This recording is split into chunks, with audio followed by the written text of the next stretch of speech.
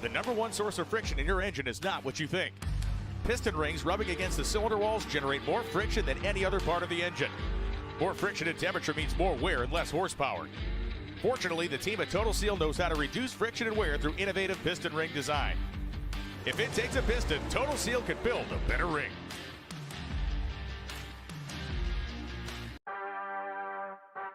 Redline Oil, formulated to win, proven by me.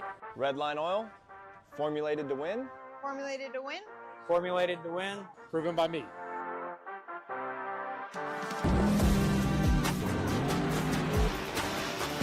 Formulated to win, proven by me. Proven by me. Proven by me. Redline Oil, formulated to win, proven by me.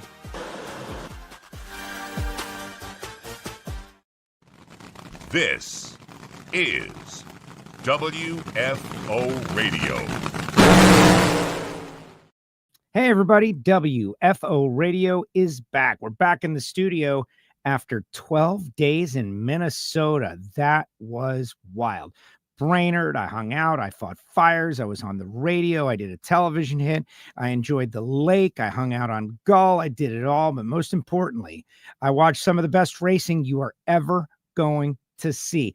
And on this show, we're going to hear from Pro Stock winner Greg Anderson, 111 wins. He's in the chat right now. We're going to bring him on seconds from now. And later in the show, Austin Prock, who is traveling back, and he said he's going to, as soon as he drops his bag, he's going to join us on WFO Radio, bottom of the hour or so. So you John Force Racing fans, let's share this show. Let's get everybody in position and warmed up as Austin joins the show. Jason Galvin, who called the action from the booth, will also join the show, and we are going to talk a lot about the things that are happening in the future, getting everybody hyped up about what's coming next. The Cornwell Tools U.S. Nationals, Brittany Force with a couple more 340-mile-per-hour runs. Doug Coletta, another win. Max Savage, it wasn't like he predicted it on the show last week, but he definitely gave us a lot of education as to why that team is emerging. We're going to hear from our sponsors, of course. I'll tell you all about them. But right now, let's bring on the man who got the job done. He is the six-time Pro Stock World Champion, 111 wins, and he's from his home state of Minnesota, where he did a great job, Mr. Greg Anderson. What's up, Greg? How are you? Good afternoon, Joe. Did you really say you've been in Brainerd for 12 days? The previous Wednesday, I went up for the double divisional race, and I lived in that Holiday Inn. You're about a resident up there now. Wow. I was. Well, it was funny because guys are coming in for the Mission Food Series race later on, and they're like, yeah, the guy at the desk, and I was like, oh, Roger. And they're like, yeah, well, first name basis. I was on a first name basis with everybody. I knew where to do laundry. I knew where to eat. I had all the experiences. I actually really liked it. You've got a great home state because of the people. They're an interesting breed up there. People are great, Joe. It's a crazy place. People that haven't been there need to try it once. I'm damn proud that I grew up there. It's I don't know. It kind of set my life, I think, on the right path. You learned how to work hard up there. You can't sit still. You freeze to death. So I learned how to work hard, and the people are as nice as they come up there. So I think it was a great place to grow up, and I'd probably still be there, but it's a little hard to race 12 months a year in Minnesota, if you know what I mean. Well, but that's the thing that makes you guys great. Jason Line, Warren and Kurt Johnson. It's not that there's nothing else to do, but the cold weather focuses your mind on what you want to do the most. No distractions. Here in South Florida, we've got all these distractions, right? Like, what should I be doing? Whereas up there, everybody is committed to their work, whatever they choose. That's the fact. That is a fact. So it's, as I say, it was a great place to grow up, and kind of wish that I could have raised my kids up there. But as I say, you just can't. You can't raise 12 months a year up there unless it's on a snowmobile.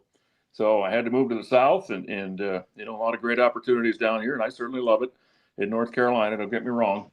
And I got soft. I don't like the winters up in Minnesota anymore, so I don't go back in the wintertime. But I'm certainly not ashamed of where I came from.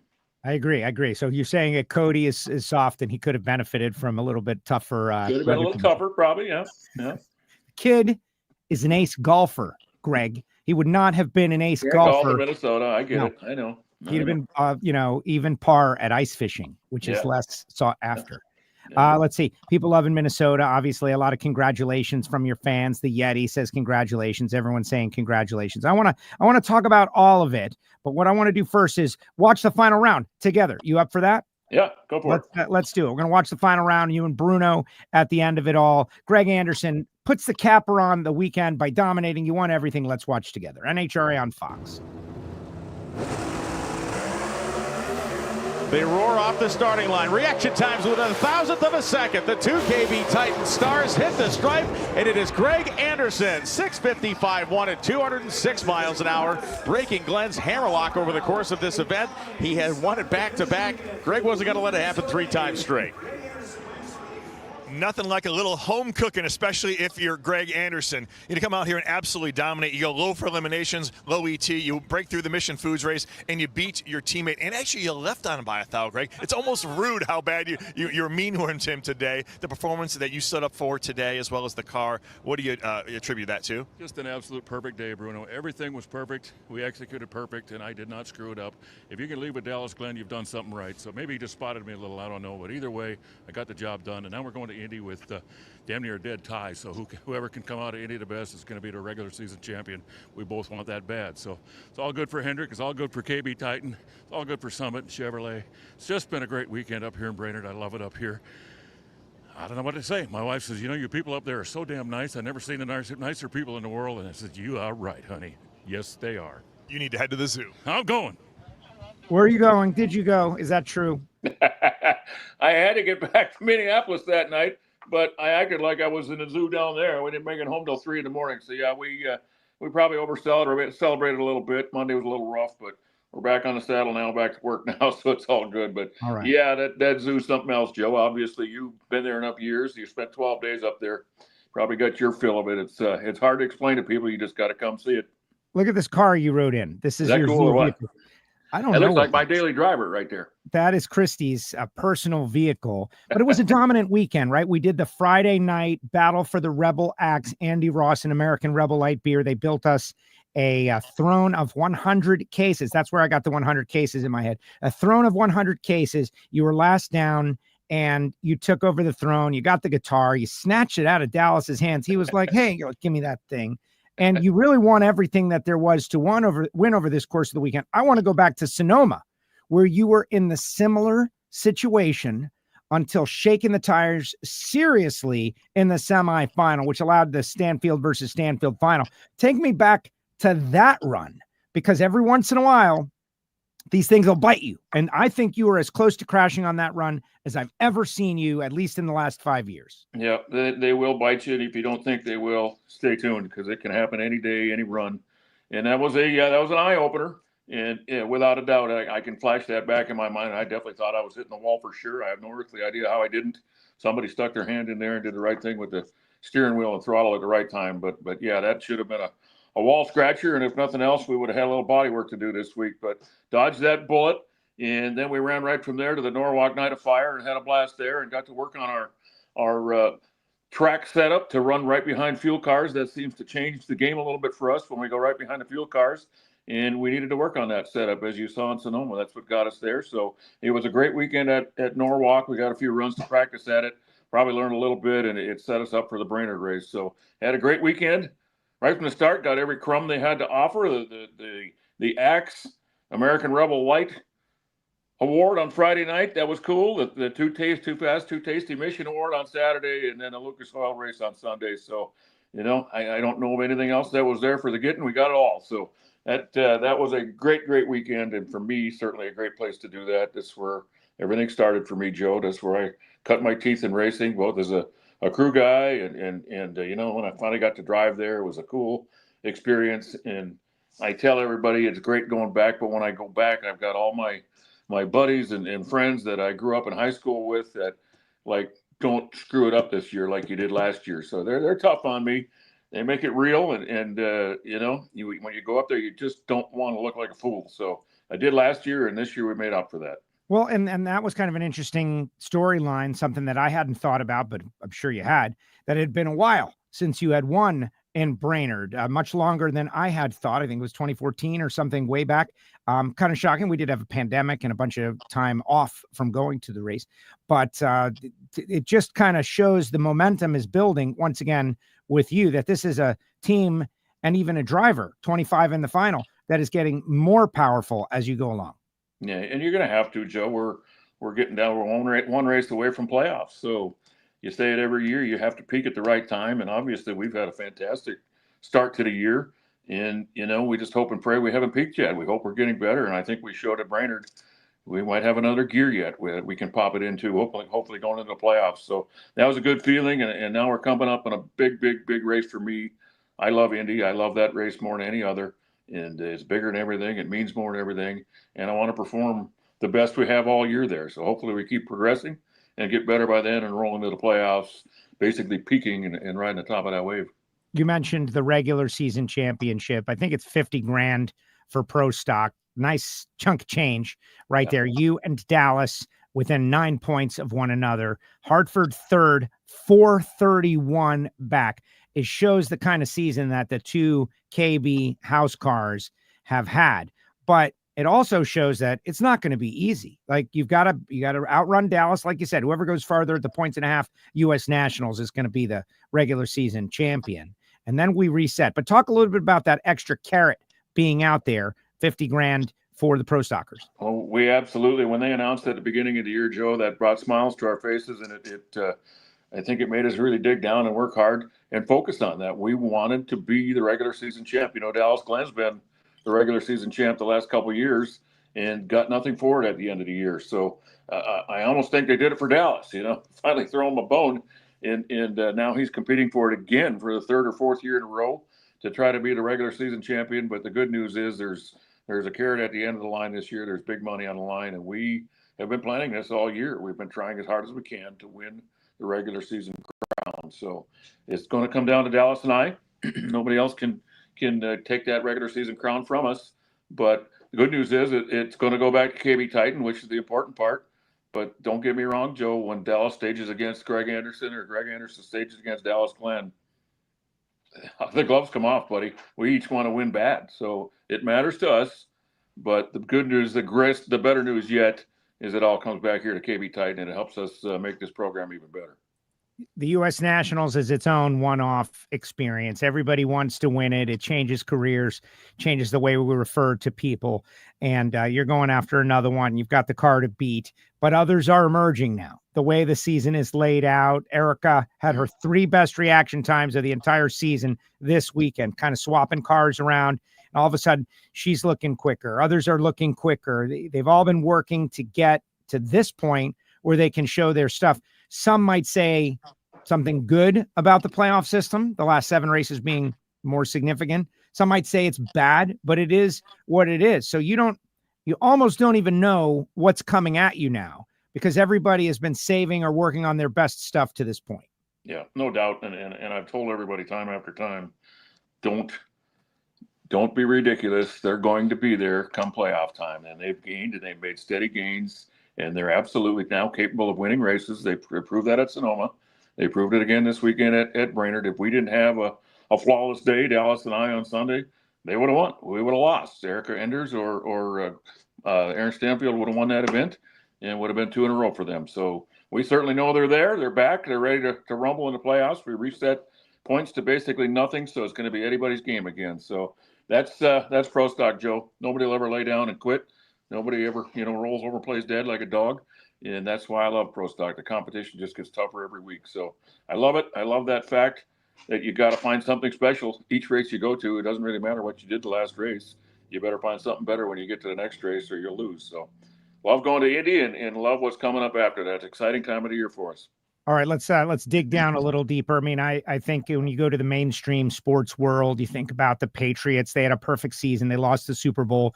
If you went back and asked them, like, how would you rate that season? They would say it was a terrible failure. And it's sad that we have to do that, but it's just kind of the way it is. So last year you came from behind and some said, stole the championship in the playoffs. And you really did. You went into the final race third.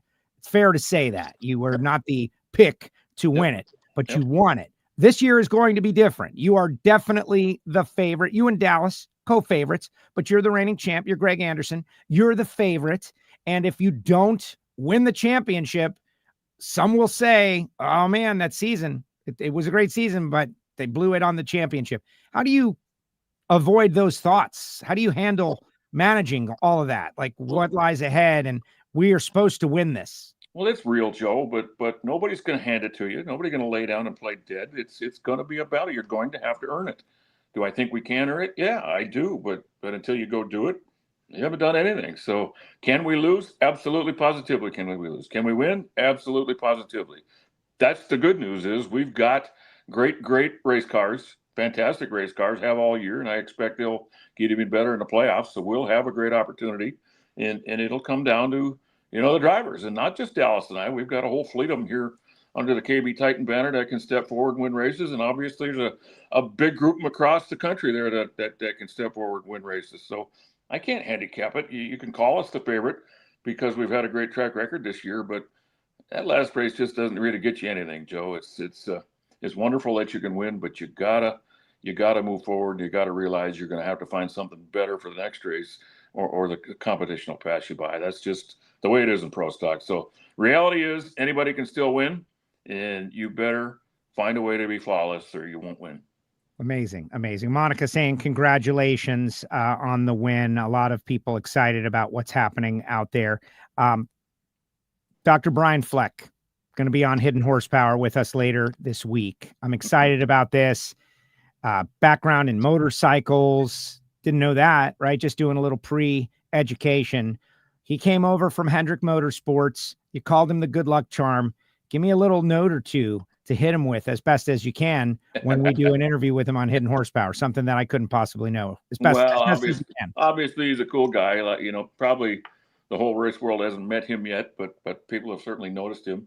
He's been a big help to this operation over here. He's obviously a sharp individual, but he also has fun.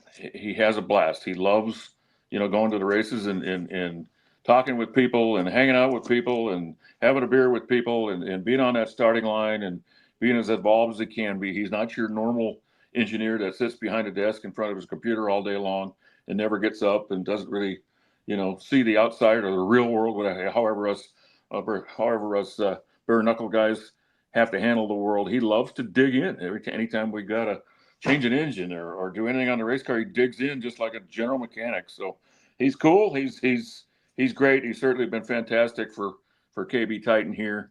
And I want to tune in to hear that because I want to learn a little bit more about the guy, because I guarantee there's still secrets that I don't know about him. And he's an interesting dude. And we had quite the conversation till 3 a.m. the other night after the Brainerd win, and learn a few more things about him. So I'm going to tune in and listen to what you can pepper him with and what I can learn out of that. But everybody's going to learn that he's a pretty cool dude. Well, everybody, I think, now has got to subscribe to Hidden Horsepower, the Total Seal podcast. Speaking of swinging engines, Dallas, right before the final, that was I heard about it after it was all over, but Dallas is like, hey, not bad for the engine was out of the car 20 minutes ago. What was up with that? Yeah, well, that was the scary part. So, we come back from the run and didn't know anything was wrong and noticed the engine wasn't turning over smoothly. So we started to do a little diagnostic test and learned that we had a cylinder leak in 30%. So figured, well, we got 25 minutes left. I don't know if we have time to change an engine, but I hate to bring it back up there and blow the engine up. It's obviously been a great engine for Dallas. So we took a shot at changing the engine and thought, well, maybe we'll get a rain delay or something and we'll get time. But as it turned out, we ended up going after the fuel car instead of before him, and we got just enough time to get it done and threw it in there. And yeah, that just shows you the great depth we have on the bench in engines. We had to change engines twice, I think, in Matt Hartford's car, and we're able to put something in just as good as we had, and same with Dallas in the final round. That's it's great to have backup. It's great to have you need it. And we proved that we can do that. So it all worked out fine.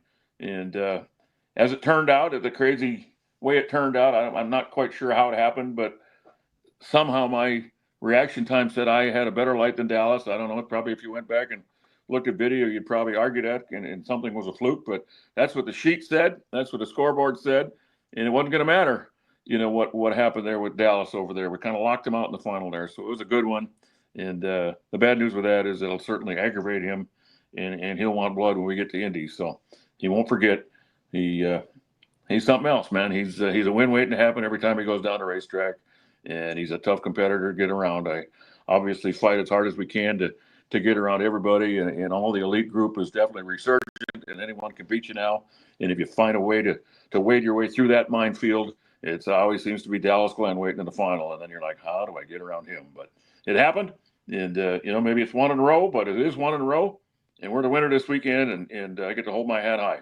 I like it. No, I think you needed Dallas. I think you needed Dallas, this young guy who's generally a very positive energy. I think everybody likes Dallas. Erica. I think Dallas has never had a bad day, Joe. I've never seen him have a bad day.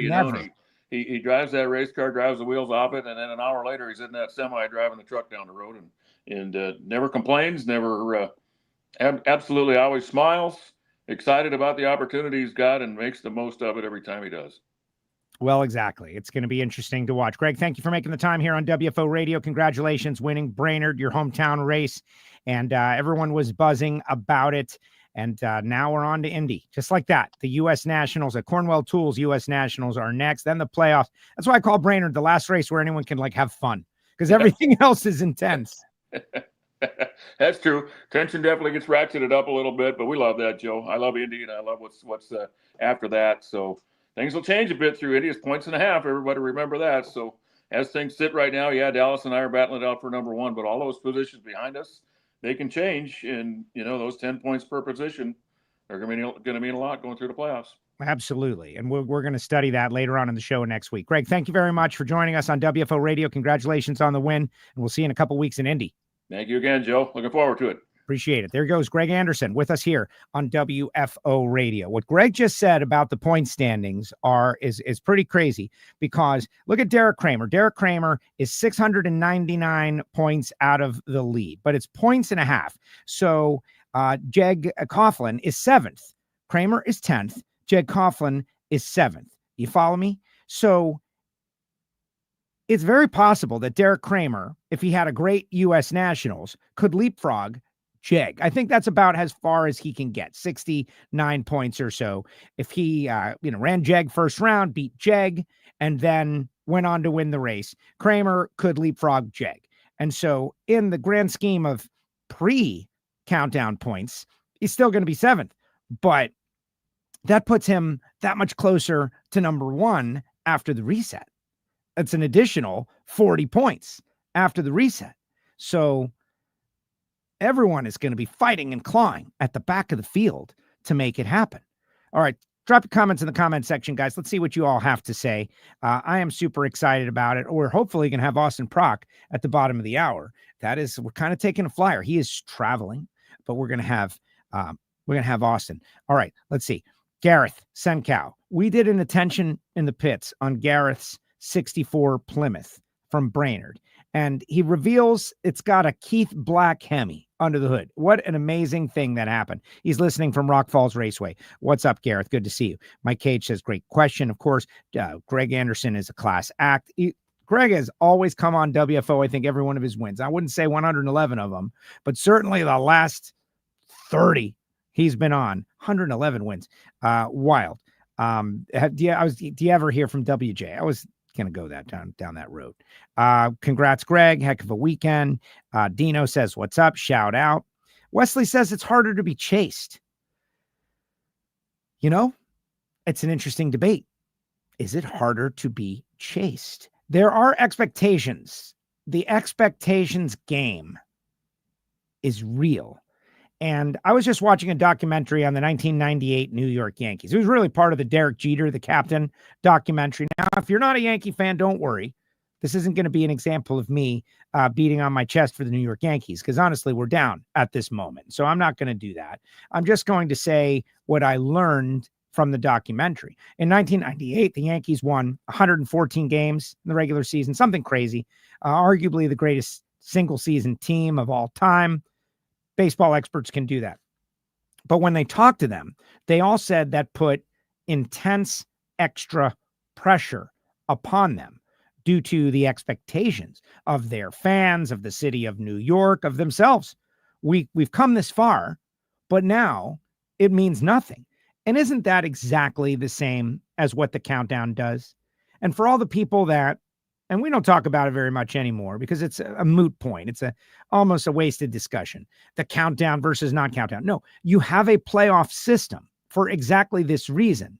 Those Yankees were able to start again, although they stumbled out of the gate. They lost the game. And people were all of a sudden thinking, oh my goodness, this could go south. They could lose. Same thing with Greg Anderson. You go to Reading, first round, the $10 part bites you. Whoever second, Dallas, or third, whoever it is, Hartford, goes on to win the race. Suddenly you're fighting from behind. And then all the doubt and all the worry about, oh my goodness, was this entire season of greatness for nothing? Same deal for Austin Prock. Top field, no one really has that situation. But I love that. I think it's a great storyline. So much better than, yeah, we had an awesome May. Our May in 2025 was so great. Everybody else had a terrible May. We had a great May, and we're going to win the championship because we beat everybody in May. Everybody being at their best at the same time with these known storylines, these known pressures that come with being in the playoffs that people can understand. A non-racing fan can understand. I think it's great. Look, Walt says, let's go, WFO. What's up, Walt? That's very cool. Appreciate you.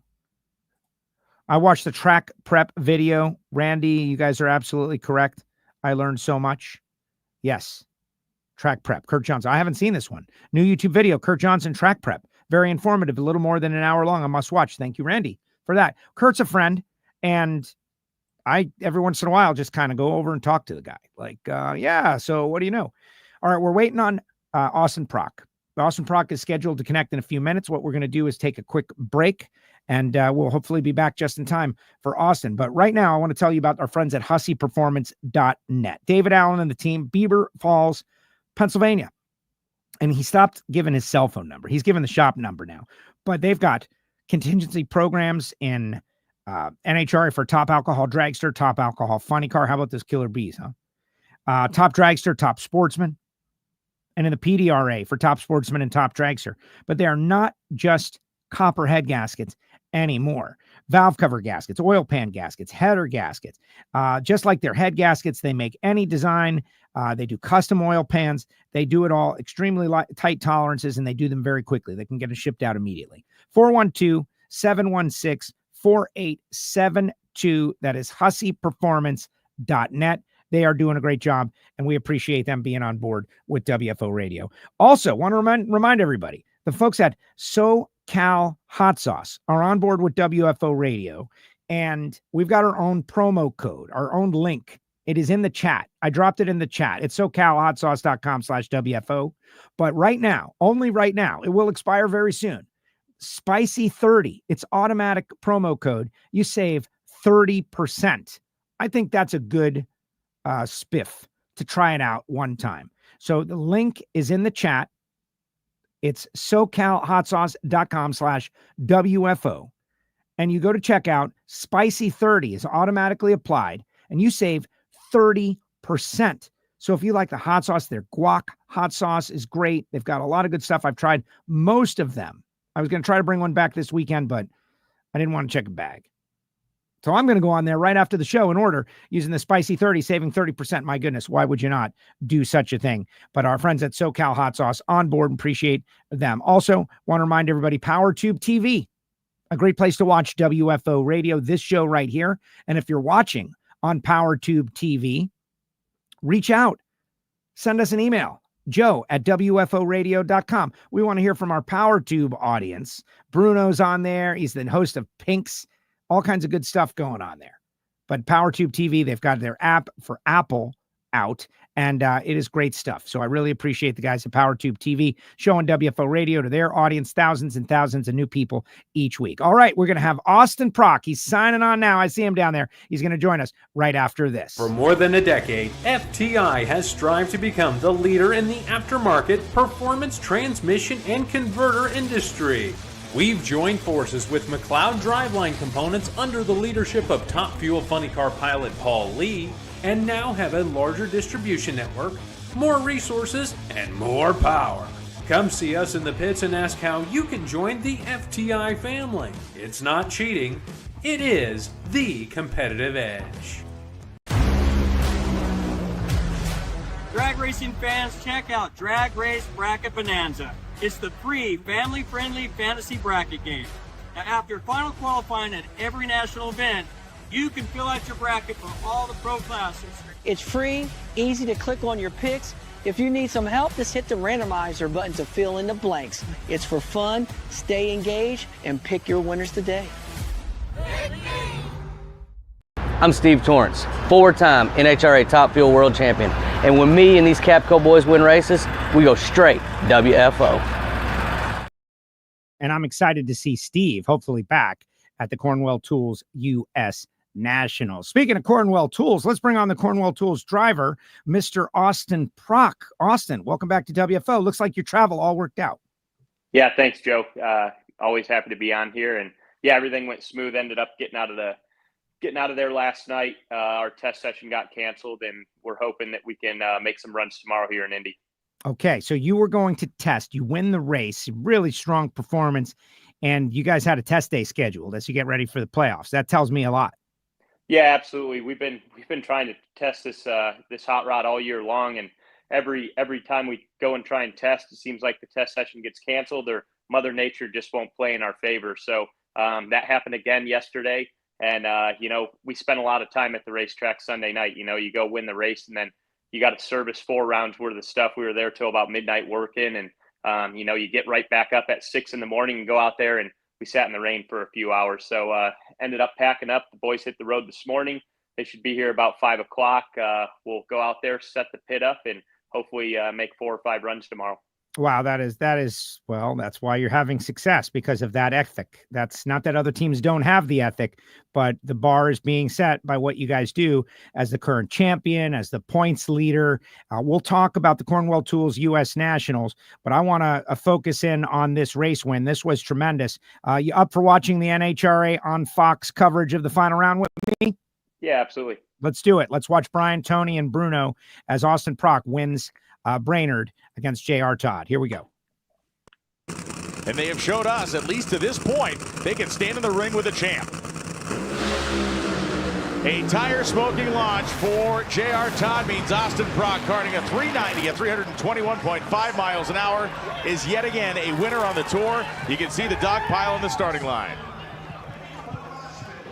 Austin Prock is your funny car champion here at the Lucas Oil Nationals, and his driving has really been on point all day long. He's had a look of the eye of the tiger in his eyes. Look, it's still there right there. You can see the adrenaline pumping. 43 on the reaction time. We're in the final. Your average reaction time in a funny car today was 47 over 4 rounds. How do you account for that sort of determination and focus? Jordan Vandergriff, he told me I was tied for best reaction time when he was at my house last week, and I ain't having that, so I had to come out and play today. They gave me a great race car underneath me, and I didn't need those lights to win today. This Prock rocket was flying. So happy to fly these Cornwell Tools colors with HendrickCars.com. Chevrolet, I mean, this is a big win here. A bunch of my guys are from Minnesota. Nate Hildahl has never won here, and this is going home with him. Wow! Yeah! Let's go, Nate! That's awesome. That is awesome right there. But watching yourself now 48 hours later, you were amped. I have not seen you that amped ever before. Walk us through it. Yeah, I don't know. I woke up that morning and I had a wild hair up my ass. I don't know what got into me, but I had a point to prove to myself. I haven't been driving as well as I did last year at consistently. I feel like my spread has been really good, tight window of reaction times, try and keep it, within a few thousandths of a second, but I just haven't been as quick as I wanted to be, and I've been working hard at that, trying to get that quickness back. And I felt like through qualifying, I did a really good job. I was 62, 64, 67, 68 over 2 days, and I was happy with that spread, but I wanted to be about 100 quicker. And I felt like I kind of found something within me that maybe I was doing wrong, and a little bit of help from some people, and I got it all together on Sunday. So I hope I can keep that effort up. If this Prock rocket, if it runs like it does, and I can be 40 or 50 on the tree every time I get in that thing, we're going to be really tough to beat. Yeah, it's as simple as that. It's a math it becomes a math problem Yeah, for the everybody package, else. the package, Joe. The package, right? If you're 45 and running, let's say 89, that's hard to beat. Yeah, for that's like running 87. You know what I'm saying? Yeah. It's crazy. On that. All right. So you were the number 2 qualifier. Number 1 qualifier was Jack, your teammate, but you got around Jim Campbell. They kept you honest, huh? 402 first round, only 286. You left first by a lot, 48, but that team over there, they get up for you guys. Yeah, I think Big Jim, he likes kicking our ass. He always seems to put his best run together of the weekend when he does race us, and he's actually got the winningest record against us this year. I think he's beat us the most out of any car, him and Buddy Hull. So it felt good to get around that. Obviously, you turned that first round win light on, ran a really respectable ET, and had a great light to go with it. So it was a hell of a way to kick off the day. And after that, I was just hoping I could stay in that window. It seems like, you look back at the stats and kind of what I start out the day with, whether it's in qualifying or on race day, I'm usually right in that zone right there. So at the end of the day, when they told me I had an average of 47 reaction time, I was really proud of that, because, it's one thing to go up there and cut one great light like that, but to keep that window, that spread that I always talk about, felt really good at that quick of a reaction time.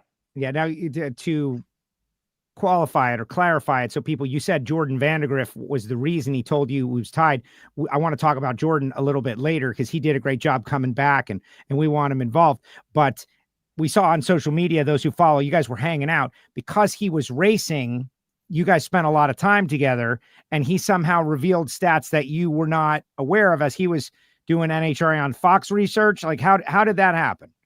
Yeah, we were, every time Jordan comes into town, my house is always open to him. He's a great friend of mine. And, we've done a lot together over the years in drag racing and, we've become great friends. So, it was nice to have him back in Indy. I hope that he can be here more, get another opportunity to race these cars and, spend some more time with him. But, we always, I have him over, I cook him dinner and we'll just chill out back and just BS. And, I don't know how it got brought up, but he started looking up the stats, just stuff that he's got on hand from Fox and, the best average elapsed time, the most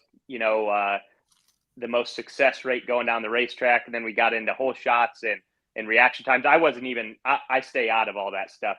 I just try and stay in my lane and do what I can. But he spouted off that my average reaction time was 67 and I was tied for first. And as soon as he said that, like, I got pissed off.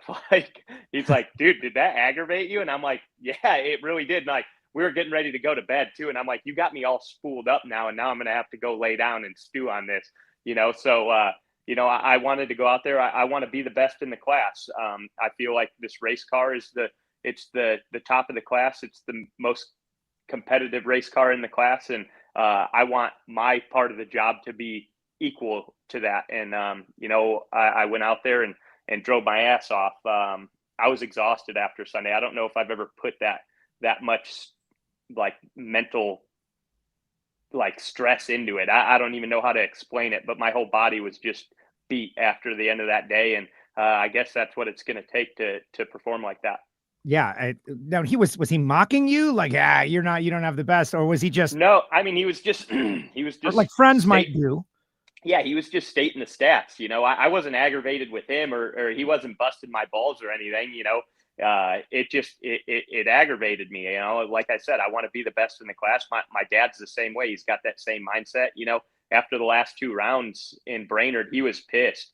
It didn't run what it should have in the semis, and it definitely, we were not trying to go up there and run 90 in the final. We got lucky there that they blew them off. And but that's why I feel like one of the reasons we're successful is it's never good enough. You always want to be better and you always got to push to be better. And, we've been doing a good job of that. So you run Hagen second round, and this is one that I find to be interesting. You're 48, he's 40, he runs 409, blowing it up. You're 88, 6, 332, but that crazy stat, but he's beating you on Saturday a bunch. You guys have run on Saturday in the Mission Food stuff. That's like a normal deal. But on Sunday, he's never beaten you guys. And to me, it's like standing at the roulette wheel, and just one color keeps coming up again and again and again. And it's not supposed to come up again, but it does come up again. But at some point, the math becomes weird and overwhelming, right? Like right as we go to the U.S. Nationals, right as we come to the playoffs. Is that something you think about? Like, man, these dudes are going to beat us eventually. Like, it's got to happen. Yeah, you can think like that, or you can think they don't have to beat us. That number can keep hitting on that roulette deal. I've said that earlier this year. Like, their day's going to come, but shit, I hope it doesn't. That's a great team over there, and they're going to be one of the cars that we're going to have to continuously beat to win this championship. They're making their strides at the right time, and that whole team, Stretch and Phil Billy and Matt, Alex Conway, that whole team, they're great competitors, and they're doing an outstanding job with that race car. There a lot of respect out of our camp to those guys, and their day will come.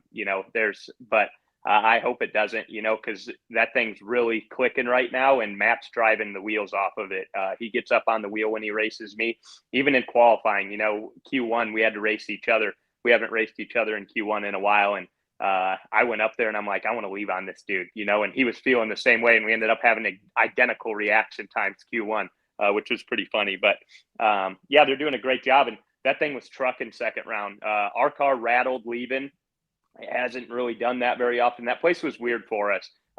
We had to really work for that win on Sunday, but it rattled leaving and kind of got up on top of the racetrack and moved me towards the wall, and I was fighting it, and I heard him out there for a second, and then I'm getting near the wall and getting close to the finish line, and definitely had my hands full. I was glad to have that win light come on, but that thing was flying. He might have been in maybe one, if that, but it was running hard through the middle before it blew up. That was gonna be a tight race.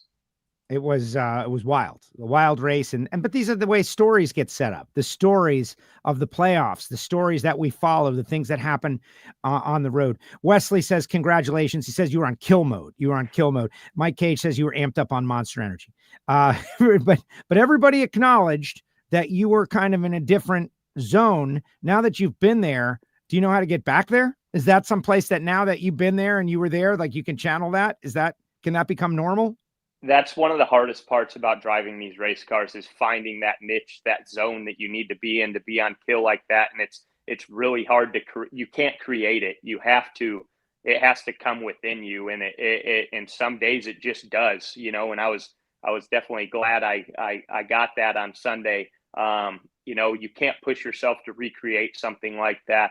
But I hope the steps that I took will continue that performance. From a mental side of things, I was really hoping I could run on Monday just to see if I still got it.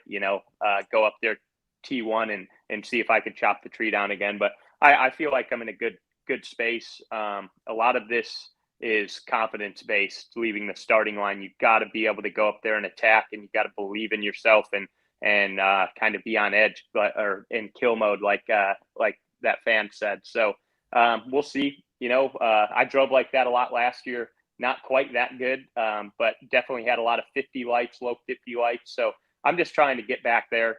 I know how tight this countdown is going to be. Matt Hagan's running really good. JR Todd's car's coming around. Beckman's obviously always quick. So I think those are going to be the four hitters, including ourselves, on who's going to take the big check home at the end of the year. You better say Caps, or they're going to get all motivated. Yeah, no, Caps' car's running good, but throw Caps in there. All right. Do that. So you beat Chad Green in the semis. They didn't get down the racetrack. And then you set up that battle against JR, which I agree. They are emerging at the right time. And that's what's cool about the countdown, is that they've had this season to gel. And now hopefully they've planned the final 7 races, including Indy, and will be at their best, and everyone will be taking shots. Now, this guy, C5 Pete, says he won the drag race bracket bonanza because of you.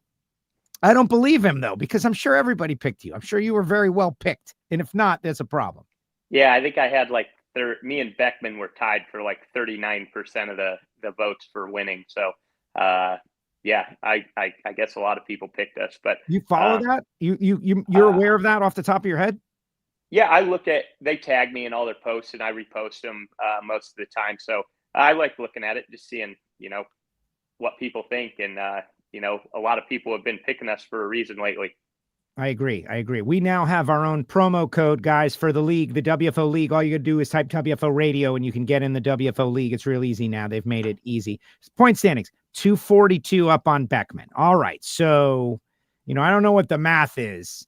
I know there was some discussion about if you cross the center line and oil the track every time down the racetrack at Indy, then you might, but dude, come on, regular season champ, 150 grand. You got to show up. I wish you luck getting to the track, but that's a pretty cool accomplishment historically. Yeah, for sure. It's very reminiscent of last year in Pomona. We had it locked up in Vegas and had to go there and kind of, contain our excitement all the way through the end of qualifying because mathematically, if the world ended, we weren't going to be world champs. So, we got a job to do to go in there. Obviously that's great.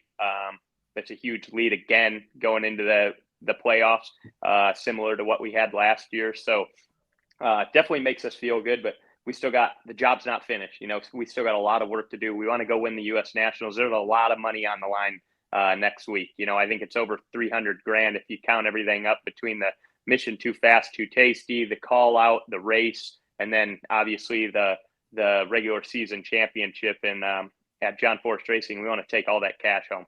That is going to be wild. That is going to be, I'm so excited about Indy, the new tower, just getting ready for the 75th season.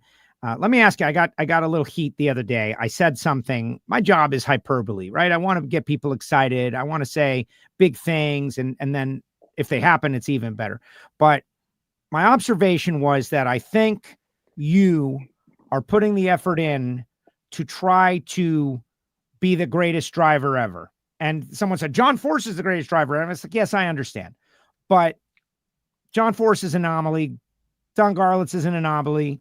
You are taking this whole thing, big picture, seriously. Like every opportunity to work, to put in the test runs, testing on Monday. Like I think you're thinking big picture about yourself, Austin Prock, in the history of drag racing. And why wouldn't you? Your grandfather is part of it. Your dad is part of it. But I would like you to tell me, maybe I'm totally wrong and you're just living in the moment every second of the day. Or maybe you are thinking about yourself in historical context and you want to prove that you are as great as any of the greatest greats. I do live in the moment a lot. I put one foot in front of the other and just try and work as hard as I can to be the best that I can be. And, if that's good enough one day to land me in the history books, that would be amazing, but that saying or term that you're tossing around of, trying to be the greatest, it's not the first time I've heard it this year from other people, our competitors. Spencer Hyde mentioned it in Sonoma and, the fans see it. But yeah, I do want to be one of the best funny car drivers ever to do it. John Force he believed in me. He's given me a great opportunity and I got the greatest teachers in the world, to try and do that. So, like I said, it aggravated me that I wasn't the quickest off the starting line last week. On average reaction time, I want to be the best in the category in all aspects, whether it's leaving the starting line, keeping it straight, pedaling the race car. I don't want to get beat anyway. And I want to do a great job for our partners. And I've got a great opportunity in front of me, a 3-year contract with Cornwell Tools. I'm racing for John Force Racing, Peak, Monster, Mr. H with HendrickCars.com. You got all these great people backing you. And then on top of it, I get to race with my family. My dad and brother and Nate Hildahl are turning the knobs on this thing. And I just want to be successful. I think about that every day. And like I've said the last few times in the media center, I like getting paid. The more I win, the more money I make. And, having the trophy, putting your names in the accolades like that, and then getting paid on top of it to do what you love, live out your dream. Life can't get any better than that. And I'm really hungry right now. That's awesome. No, that's exactly. I see it. I think we all see it. And it's great to have an athlete out there, not saying others are not doing that. They are, but you're right in the middle of your emergence, chance to go back to back. You mentioned Cornwell Tools, U.S. Nationals, their sponsor, like they're on the radar in a big way. I think you're a big part of it. All right, one final question. Connor Zilich in the Xfinity Series had an unbelievable moment a couple of weeks ago. And so when you're getting out of your funny car, getting on the roof, I couldn't help but think of that. Like, oh man, come on, Austin, don't do this. But you handled it. You handled it just fine. Looked like you took a little extra moment though to get your balance. Bro, that was the only thing that went through my mind. I got up there and lost my footing, and I'm like, don't crash like that kid did. Yeah, I like blacked out for a second. I was like, ooh, yeah, you're just amped up. Your adrenaline's going, and the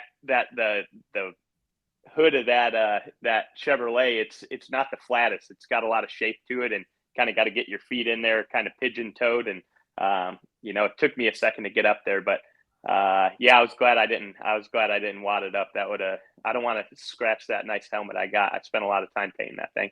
Exactly. Well, I'm glad what my observation was accurate. Yeah, like you nailed it. Yeah, I think everybody saw it. But I'm the guy who brings it up. Yeah. Sorry about that. Austin, great job. Thank you very much for making the time. I know you zoomed in right from the airport, came onto the air with us. I really appreciate it. You've been on for all the wins this year, so let's keep it going. Good luck, whatever comes ahead. Yeah, thank you, Joe. Always love talking to you, and hopefully I'll see you soon. Sounds good. There he goes. Austin Prock with us here on WFO Radio. The intensity. You saw it in the interview with Bruno. You saw it. You could feel it. They are in the middle of something special. They know it, and he's looking to make the most out of every opportunity. We're going to get a little understanding, and we'll do a recap with Jason Galvin, who will be joining us next. He called the race, and we're going to do that right after this. Looking to replace your OEM diesel particulate filter or diesel oxidation catalyst? Look no further than DPF XFit, a complete line of aftermarket diesel particulate filters and diesel oxidation catalyst designed as an exact fit OEM replacement with all makes coverage for light, medium, and heavy-duty trucks. With thousands of units in stock, we ship the same or next day, and be sure to check out our comprehensive reverse OEM lookup tool. Always new, never remanufactured. For more information, be sure to visit dpfxfit.com. That's dpfxfit.com. That is right. We are back, and I want to tell you guys about our great friend Marvin Rodak at rodakscoffeeandgrills.com, 817-924-6821. Marvin is down there in Fort Worth, Texas. He does, grills, tools, tips, information there in Fort Worth. He got a showroom that's really cool. You could go by. He'll roast the coffee right there for you. But as we get ready for the stampede of speed and our race teams are heading that way, if you want to load up on pounds of coffee and avoid all that shipping costs, connect with Marvin, 817-924-6821, rodakscoffeeandgrills.com. All right. He was out there calling the action. He just saw Austin give his take. So let's bring him on. Jason Galvin joining us for our weekly post-race recap. And all you fans out there, share the show right now. We've had Austin. We've had Greg. We got Galvin now. Galvin, the kid, I know you've known him. I don't know if everybody understands. There's some family ties there. But you get to see Austin throughout this arc, racing with Tobler, racing now with his dad. What did you see on Sunday that was different than his other performances? Helps if I unmute it, right?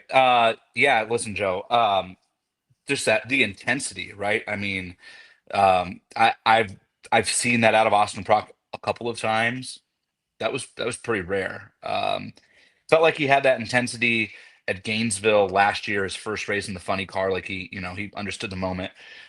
Indy last year, he was certainly very, very locked in, understood the gravity of the situation, driving the best car in the world at the U.S. Nationals, the most important race, the final round, and all the symmetry there between his grandpa having raced Snake in a similar car, right? So all of that, but listen, it's funny. I was talking about the family ties there, right? And I was talking to the middle person in that family tie earlier today. I said, man, if Austin Prock shows up like that to every race the rest of the year, I mean, are we just handing him the trophy? I hate to do that to the rest of the funny car class. I have tremendous respect for Matt Hagan and Jack Beckman and Ron Capps and J.R. Todd. They're all world champions for a reason, and they all have very good race cars. But I mean, we're now going on a year and a half, Joe. We talk about it every week. It's we're 13 races into this year. So we're 33 races into his funny car career. He's won, 43 or 44% of them. That's that's not. Steve Torrance had the perfect countdown, right? He had 6 races where everything came together. If you're winning 40% of your Nitro races and funny car, there's 15 full-time Nitro funny cars. Like everybody talks about car counts and whatever. There's 15 full-time funny cars. I don't know if like the world has quite grasped that yet. They Funny don't. cars very healthy. They have not, is the answer, right? They don't. I They're don't. people are posting entry lists and they're doing Right. it as a negative deal. And yes, I wish we Right. had more entries. But the idea that one of our premier categories, Nitro Funny Car, has 15 cars that Right. go to every race is crazy. But I guess they're incapable of understanding that. There's $3.5–4 million in like the bare minimum, right? Like we're gonna build a team and go to every single race. Like there's 15 of those cars out there. So and to watch Austin do what he does every single week, it feels like, and then to see him drive like he did on Sunday. I mean, man possessed, the look in his eyes. It's funny that Jordan Vandergriff was the one that sparked that out of him. Jordan and Austin are really good friends. They had a great rivalry though in 2019 when they were both young. AP was in the second year and Jordan was a rookie, I believe, in Top Fuel, and they had this great rivalry over who had the better reaction time each round, each week. And for Jordan to have spent a couple days at Austin's house while he was in Indy, getting fitted in Sean Reed's car and working on getting back into the groove, for that to be what sparked that response out of Austin, I thought it was pretty funny that that's what set him off. But look, I mean, professional athletes around the world use all sorts of different things for motivation, and Sunday Austin Prock was the best driver in NHRA. Like I'll say that. Like Sunday Austin Prock was the best driver in NHRA by a significant margin. I feel like that every single round to be 40 or 50 in a funny car, every single round like that is ridiculous. It really is. Well, it really is. It really is. It was crazy to see him and his demeanor on the top end. If he does bottle that. And by the way, it brought the best out of everybody he raced. Like J.R. Todd left with him in the finals. Like, let's make no mistake. It's not like J.R. Todd was late. Car smoked the tires. If J.R. Todd runs what he ran in the semis in the final, that's the best drag racing funny car all year. I mean, honestly, Austin didn't make a killer run in the final. Who knows? J.R. runs an 87. He wins the race pretty easily, Well, So, I mean, J.R., that's as on the chip as we've seen JR in a while too. And I think having, I'm sure we'll talk about Eric Enders, but when you have a race car that you're comfortable and that you're confident in, and you're a world champion, you tend to rise to the occasion. And I thought we saw that in funny car all weekend. I agree 100%. And Cornwell Tools US Nationals coming up. And so we'll all get a chance to see everybody at their best. But that Austin Prock we saw this weekend. And if like Hagan can get there, he's done it 4 times. Ron Capps can get there, he's done it 3 times. They got to get there now. There's no more waiting. This is it. It's Indy. It's the playoffs starting now. And it's going to be exciting to see people elevate. But what I like about Austin is that he's overt. You see it. Whereas some drivers, it's internal and it's on the inside. Whereas with him, there was no doubt you could be a fan of the NFL or MLB and you could easily see the competitor come out in Austin Prock. You mentioned JR Todd. Hats off to those guys. They had a good weekend. A couple other teams had good weekends.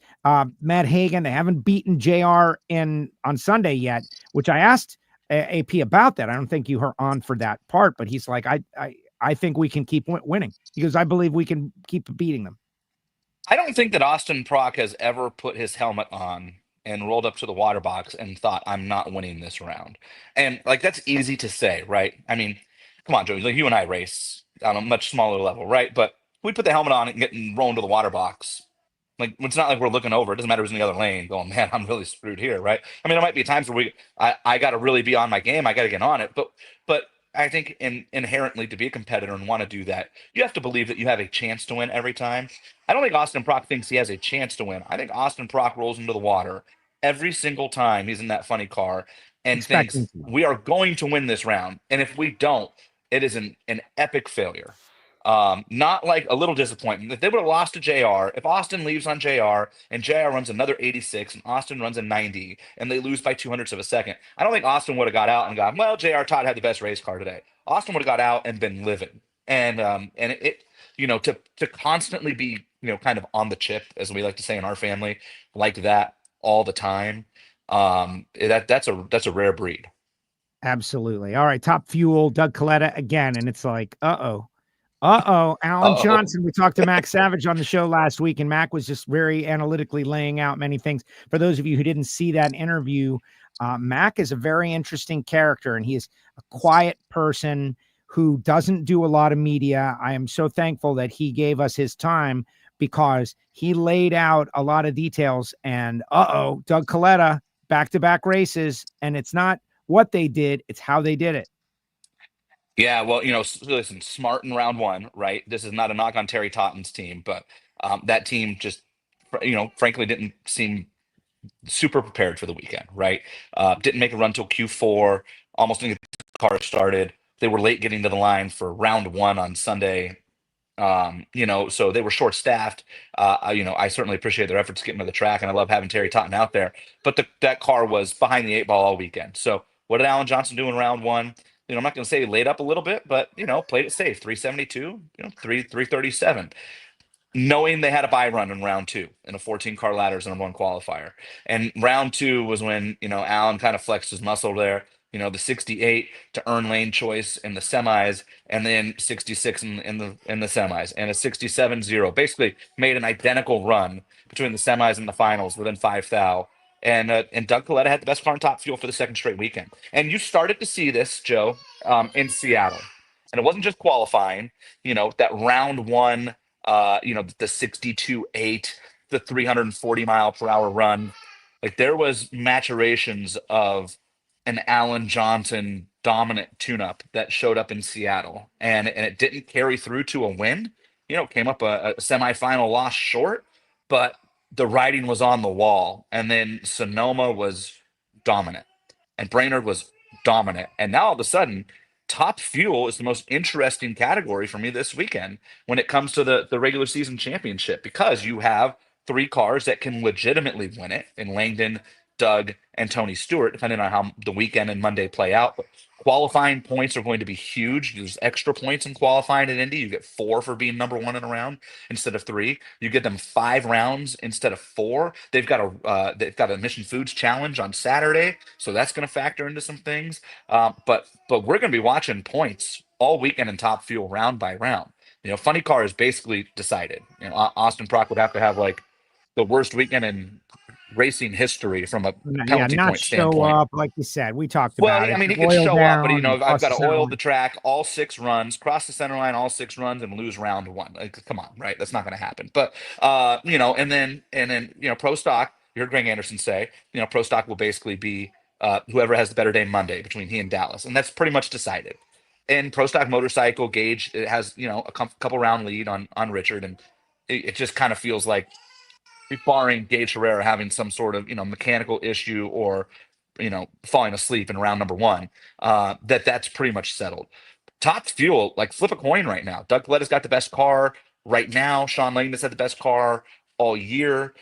Indy looks like it's going to be a little warmer than the last couple races, and I'm not talking like don't come to Indy, it's going to be unusually hot, but the weather right now is 79 to 82 every day, which is beautiful. But do you know what 79 to 82 every day has been really good for this year? This guy named Tony Stewart, who when it was 79 to 82 every day during race weekends, he was winning races left and right and going to the semis and the finals left and right. It's just this kind of cool stretch over the summer where they've gotten behind a little. So there's 3 cars right there, and Justin Ashley is not mathematically out of it at this point, Joe. And if Justin Ashley is 35 on the tree every round and everybody else has a bad day, who knows, right? I mean, Doug Coletta didn't qualify at Indy last year. Yes. And here's where we're going to get to the entry listing. And people go, well, but look at the entry list. There's only 16 cars. And I'm here to tell you that I know of, at a bare minimum, 1 that should be on the list today.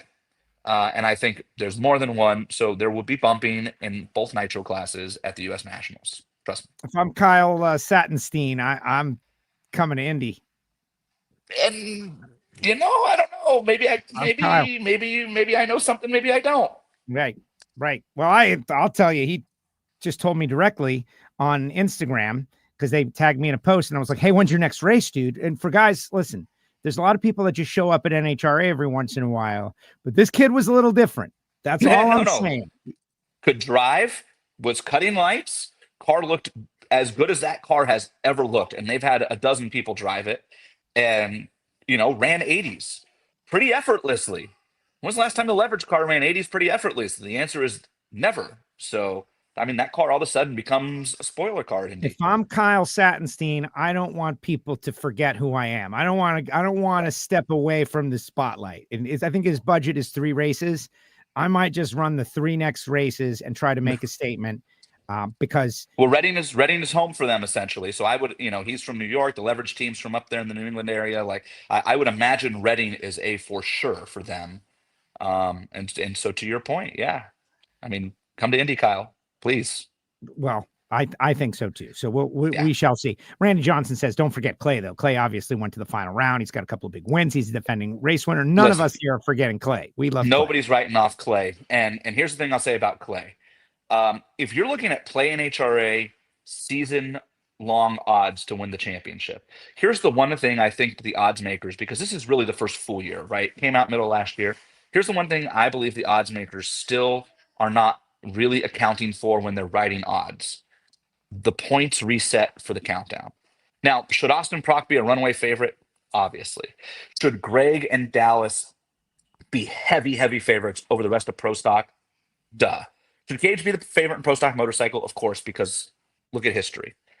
In Top Fuel, there should never, in my opinion, should any of, let's call it like the top 7 or 8 cars, if we just go look at the points, none of those cars should be very far away from the other one until after the reset, in my opinion, because the reset is going to tighten everybody up, to your point, and we've seen Clay Millican go on runs. And Clay Millican here, if you're going to get Clay Millican as a long shot, like, I can't offer betting advice, but I'm just saying, look at my face here. Like, it's kind of interesting. And if you're thinking to yourself, man, Clay Millican to win the world championship, he's about to get a teammate for the first time. And Jimmo and Nikki and Jesse and that entire team are about to get Rob Flynn and Troy Fashing and some really smart people and Tony Schumacher, the winningest driver, the greatest driver in Top Fuel history, in their camp.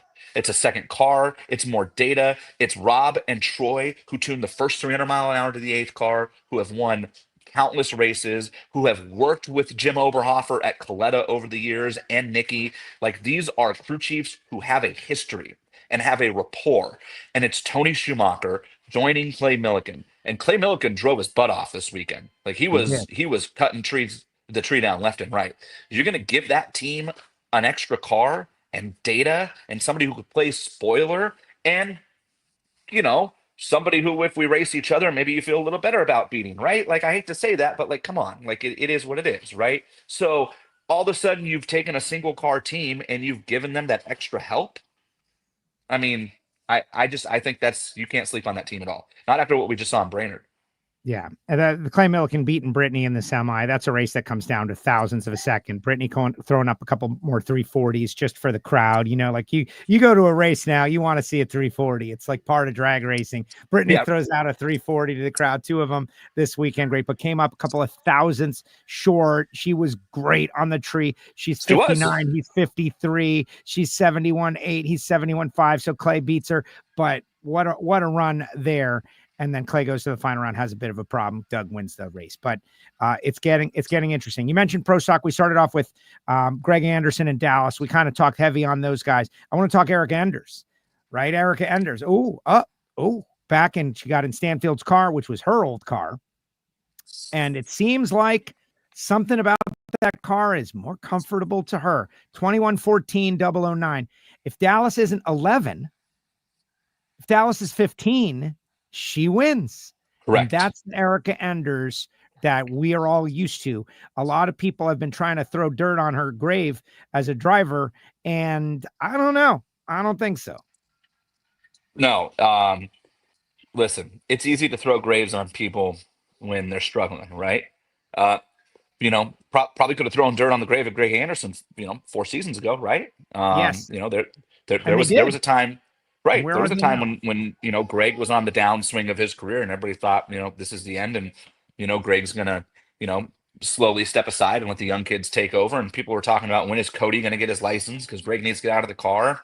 And surprise, he's the world champion and, has the best car in the country again. Right. So this is just the ebbs and flows of Pro Stock is what it really is. But she certainly looked comfortable. She had a different aura about her. I don't know if you got to talk to her at all this weekend. I talked to her a little bit on Saturday in the starting line. And she just felt Erica is one of those people you can kind of gather her vibe just by talking to her. If you know her well, kind of know where she's at and what she's thinking and feeling. And I think Norwalk a couple weeks ago, leaving Sonoma and going to Bader's and Night Under Fire, I think that was really good for her. And getting back in this car was really good for her. And she was on her game all weekend. Now, I'd like to see it more than once, obviously. I'd like to see that car run with Dallas and Greg in Indy, and I'd like to see Aaron Stanfield run with them in Indy and, see some more competition there. But for now, I mean, I can only base it off of what I saw last, and what I saw last was an Erica Enders who is going to win a race very soon if the car runs like that and she's cutting lights like that. Absolutely. Which is great for the class. Like, the class needs Erica Enders, and for that matter, Aaron Stanfield and Jake Coughlin Jr. to show up in finals and make it interesting. Well, you said it. The KB guys, we've already got a problem with it. People calling it pro Maro. You lose the Ford and the Mopar fans. They're diehards. They just can't find it in them to understand that it's a clutch category, that it's naturally aspirated category. We trained everybody to be so diehard manufacturer for so many years. Now they can't let it go. I get that. So it's tough. But if you're not a KB Titan guy for the regular season, you've had a problem. Now your drivers are emerging all of a sudden. You've got Erica is showing the world that she didn't forget how to drive. She didn't forget. Well, and reminder, we talked about Greg and Dallas should be the heavy favorites come the countdown, but the reset will affect Pro Stock, not quite as dramatically as it will Top Fuel. Funny Car and Pro Stock, they've got a little bigger gap there, but still, I mean, like, you look at the Mission Foods Challenge, right? I mean, who's the Mission Foods Challenge leader in Pro Stock right now? It's Matt Hartford, and Dallas, right? But like, Hartford's going to gain a gap if he can hold on to third. He's suddenly going to be right there with Greg. That's going to matter when we leave Indy. All of a sudden, Hartford's going to be there, and Corey Reed's going to be there, and if Erica and Aaron have one more big race, at the U.S. Nationals, they could be right there as well. I mean, Aaron Stanfield is 5th in points. He could absolutely surpass Corey Reed at Indy, no question. He could catch Matt Hartford, but it would take a lot to happen, right? Hartford loses round 1, Stanfield wins the race, but that could happen, right? But Stanfield could definitely get to 4th, and now you're telling me he's only 3 or 4 rounds back. That at least means Dallas and Greg have to start looking over their shoulder. And if they leave Indy and the elite cars have maintained this, kind of closing of the gap that we've seen, then when you get to Reading, and KB is going to have to be, kind of on their game. Not that they haven't been all year; they've been beating the doors off people, right? But you never know how that pressure sets in, right? I mean, we've seen it over the years.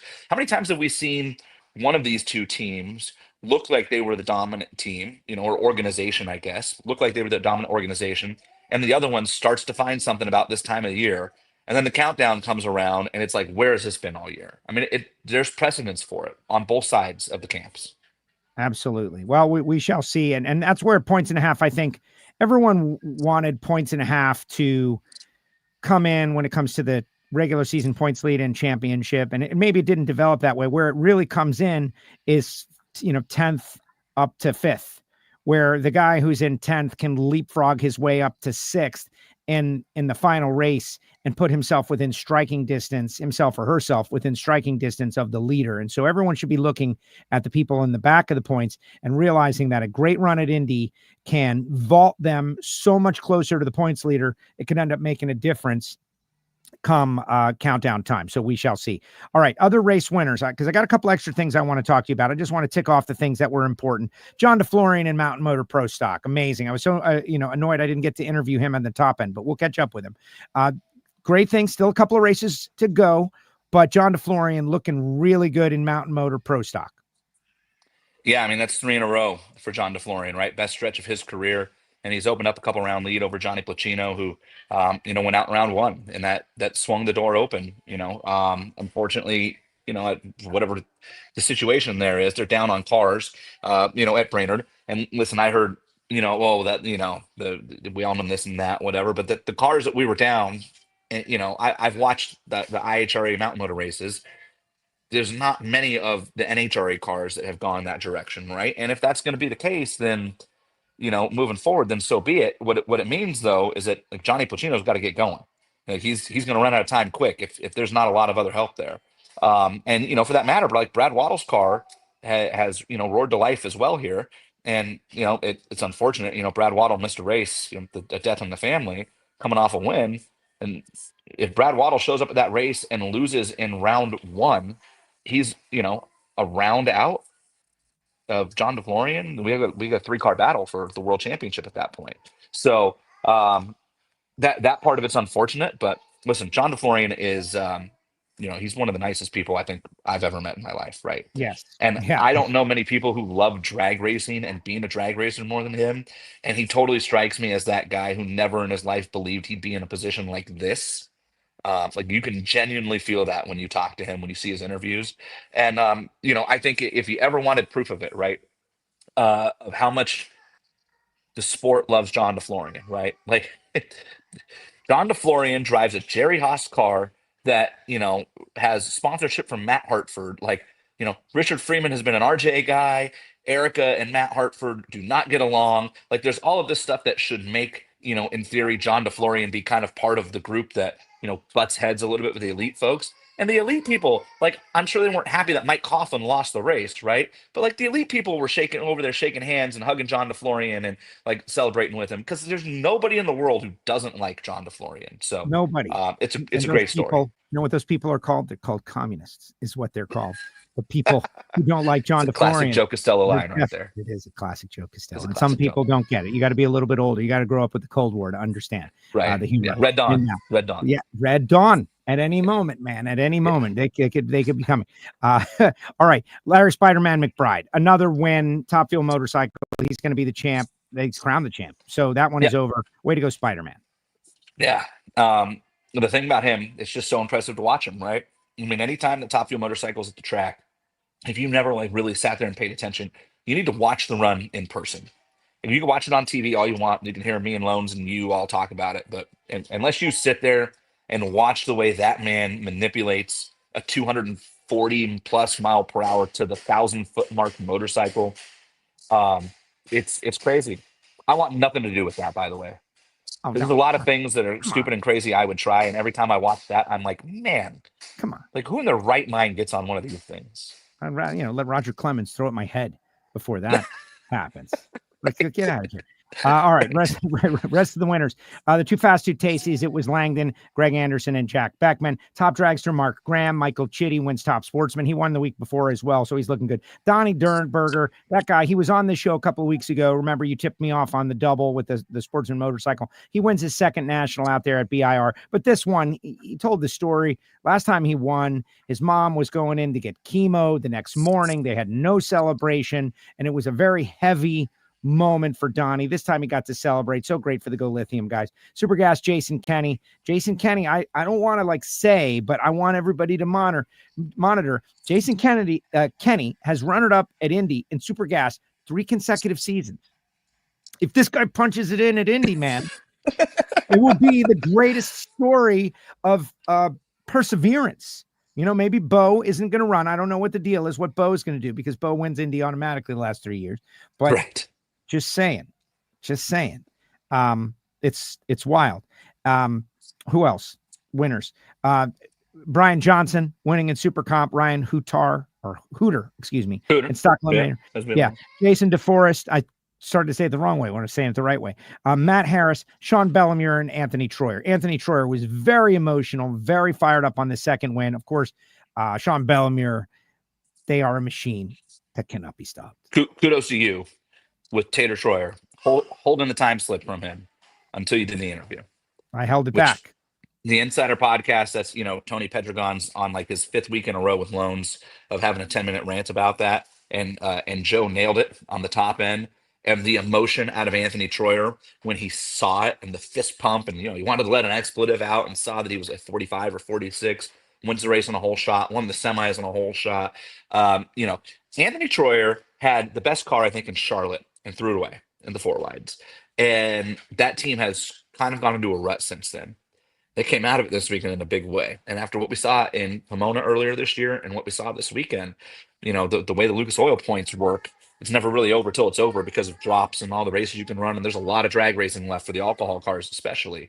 But that young man has impressed me so much in his ability to drive that car and cut a tree. This is not somebody with like a mass drag racing background who ran juniors and, Summit Series and was, B00 take 00 guy. Like his, most of the extent of Anthony Troyer's real drag racing experience is in a factory stock showdown car.